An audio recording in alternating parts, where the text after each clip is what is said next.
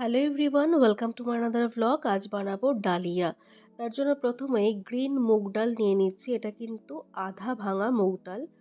তো এটাকে একটু জলের মধ্যে ভালো করে পরিষ্কার করে ধুয়ে নিতে হবে। জানো তো, ডাল যত কচলে ধোয়া হবে, অনেকটা প্রেশার দিয়ে যখন তুমি ধোবে, তখন কিন্তু সেই খিচুড়ির টেস্টটা খুব ভালো হয়। আর চালটা বা ডালিয়াটাও কিন্তু খুব ভালো করে ধুয়ে নিতে হবে। আমি এখানে ডালটা ভিজিয়ে রাখলাম আর এখানে ডালিয়াটা ধুয়ে নিলাম। তারপরে বেশ কিছুক্ষণ ভিজিয়ে রেখেছিলাম দুটোই। আর এখানে আলু, কাঁচা লঙ্কা আর পটল কেটে নিয়েছিলাম। আজকে বেশি কিছু সবজি দিব না, এই লিমিটেড দুটো সবজি দিয়েই করব।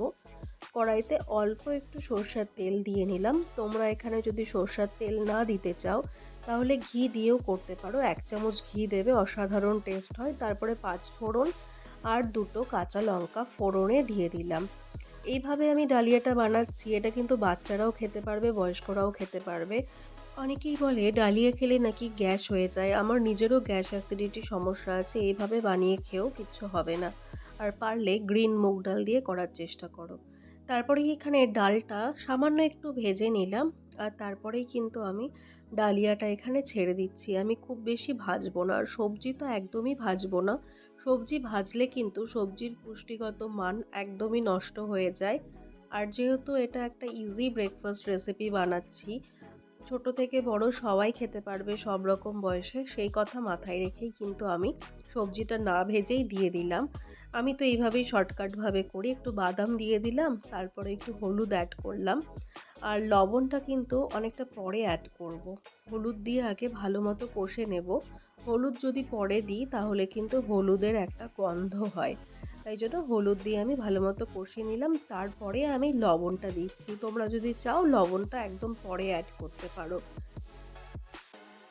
ডালিয়া না আমি আগে মোটেই খেতে ভালোবাসতাম না, কিন্তু এখন ওই যে ভেবেছি যা খাবো হেলদি খাবো, তাই জন্য ডালিয়াটাকে ভালোবাসতে শুরু করেছি। এবার একটু জল দিয়ে নিলাম, পরিমাণ মতো আর কি। আর এই সব সবজিগুলো জলের সাথে, ডালিয়ার সাথে, ডালের সঙ্গে খুব ভালো করে মিক্স করে দিয়ে ঢাকা দিয়ে দেব। তারপরে ঢাকাটা সরিয়ে যখন দেখব প্রায় হয়ে এসেছে, একটু চিনি অ্যাড করে দেব। চিনি কিন্তু তোমরা যে কোনো খাবারের লাস্টে অ্যাড করবে, না হলে কিন্তু সেটা খুব ক্ষতিকারক। চিনিটা না খাওয়াই ভালো। আমি অল্প একটু করে চিনি দিই টেস্টের জন্য। আর এই দেখো প্রায় হয়েই এসেছে, কিন্তু মনে হলো যে আলুটা আরও একটু সেদ্ধ হবে, আরেকবার ঢাকা চাপা দিয়ে দিয়েছিলাম। এবার ফাইনালি ডালিয়া রেডি। চলো আজ আসছি।